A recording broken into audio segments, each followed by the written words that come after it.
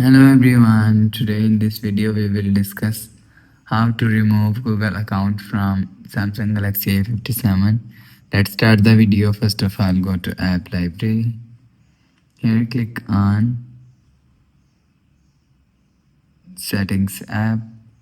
Now in setting, scroll down and click on accounts and backup.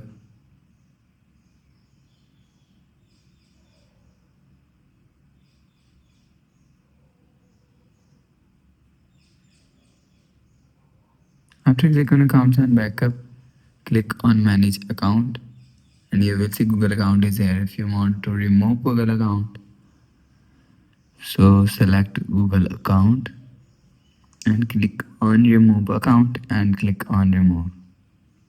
After again click on remove, you will see your Google account is removed from Samsung Galaxy.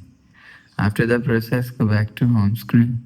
So that's how you can remove Google account from Samsung Galaxy A57. If you like the video, please subscribe. Thanks for watching.